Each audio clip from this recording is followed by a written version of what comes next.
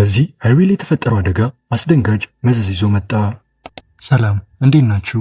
ይህ የዛናንያ ዩቲዩብ ቻናል ሲሆን በመሰራቸው ቪዲዮዎች ላይ ሐሳብና አስተያየት ካላችሁ በቪዲዮዎቹ ኮሜንት ላይ ልታስቀምጡልኝ ትችላላችሁ። አሁን ወደ ቪዲዮ እንሂድ። በኖርዝ ካሮላይና ኢላይጃ ተርማንና ፖል ጆንስ ግሪንውድ ከመንገዱ ወጣ ብለው የከረረ ሰጣ ገባ ውስጥ ገቡ እና በዚህ ሰጣ ገባም ነገሮች ከቃላት በመዝለል ወደ ሞት ይሄዳሉ። ምክንያቱም ተርማን ሽጉጡን አውጥቶ ግሪንውድን በመግደሉ ነበር።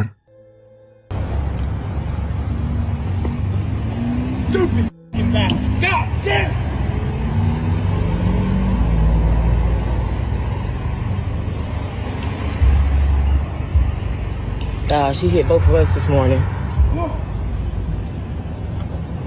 How fucking stupid are you? I don't give a about your insurance, you ignorant. You ain't got to do I ain't got to do motherfucker. You hit me. You hit me. I ain't got to do you. Fuck you. Fuck you. You dumb. You stupid. Fuck you. Fuck goddamn horse you rode in on. What you think you know? That stupid ass hat. Fuck you. One more time to get you need got one more time to get in my face. I got one more time. Come on. Come on. Put your goddamn hands on me, see what happens. No, come on. A 23-year-old man faces a murder charge after witnesses say a crash along Highway 90 turned deadly. Investigators say 33-year-old Paul Greenwood was shot and killed during the altercation. Tonight, we're hearing from Greenwood's family. News 13's Jordan Titus is live at the scene of the incident with more. Jordan. Edward, what started as a traffic crash here on Highway 90 escalated into a deadly shooting. And now family members are mourning the loss of a father and a son. If I'm being honest, I hope the man responsible for this is convicted. I really do. I hope he's convicted. And I hope he's sent away for life, but that's still not enough, honestly. Because he still gets to talk to his family. He still gets to talk to his mama and his kids. We don't. My dad's gone and he's not coming back because of him. Records show Taylor is being held without bond. በኢንዲያና የዚህ ቤት ባለቤቶች ሌሊታቸው ይበላሻል። ምክንያቱም በተኙበት ወቅት የቤታቸው በር በኃይል ሊከፈት በመሞከሩ ነበር። ፖሊሶች እንዳሉት ማርከስ ብራውን ጁኒየር እና አንድ ግብረ አበሩ በመሆን ሊዘርፉ እንደሞከሩ ተናግረዋል። እና ግን ብራውን ጁኒየር በሩን ሰብሮ ወደ ውስጥ እንደገባ በሕይወት ሊወጣ አልቻለም ነበር። የቤቱ ባለቤት የሆነው ግለሰብ በቤት ውስጥ ሽጉጡን ይዞ ሌቦቹ ሰብሮ እስኪገቡ እየጠበቀ ነበር።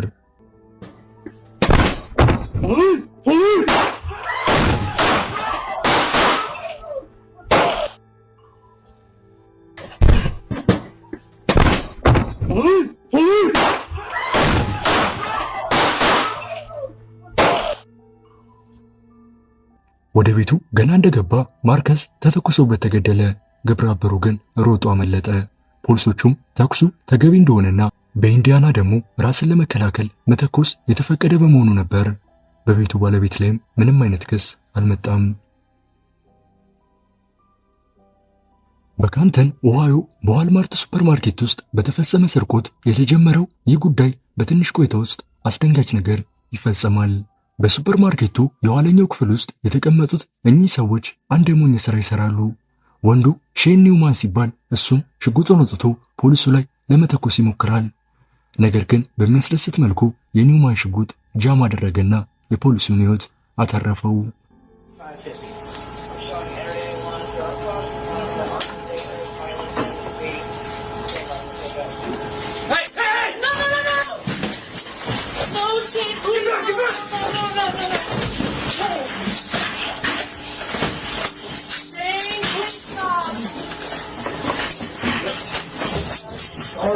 Eat up.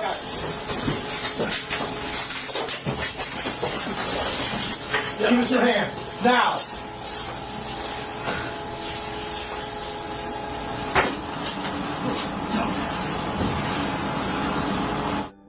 ተይዞ ከታሰረ በኋላ ኒውማን በግድያ ሙከራ ይከሰሳል። በዚህም ጥፋተኛ ሆኖ ከተገኘ ከ40 ዓመት በላይ እስር ይጠብቀዋል። በኤፕሪል 2006 በሳንዲያጎ በሚገኘው ሲወርልድ ሁሌ የሚደረገው የወርቃ ትዕይንት አሰልጣኝ ለሆነው ኬን ፒተርስ አስደንጋጭ ቀን ይሆንበታል። በትዕይንቱ ላይ አሳ ነባሪው የፒተርስን እግር ይዞ ወደ ውሃው ሲያስገባው ይታያል። በዚህም ራሱን ይስታል።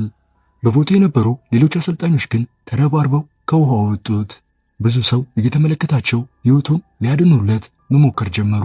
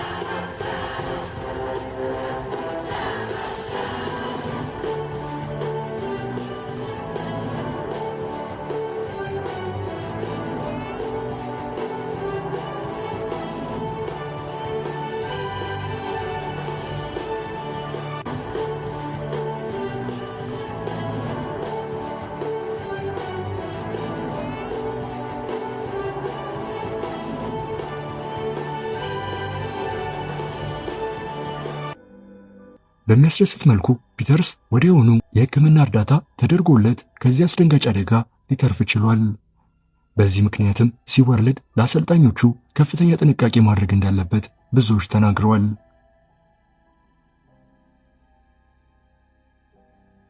በኢንዲያና ደስቲን ሬከር የተባለ ግለሰብ አንድ መንገድ ላይ የተጣላውን ሰው እስከ ቤቱ ተከትሎት መጣ። ይህም ምንም የማያውቅ ግለሰብ ከመኪናው እንደወጣ ደስቲን በመኪናው ሊገጨው ሞከረ። ነገር ግን ግለሰቡ መኪናው ላይ ዘሎ በመውጣት ሊተርፍ ችሏል። መኪናው ላይ ወጥቶም ራሱን ለመከላከል ሲተኩስ ይታያል።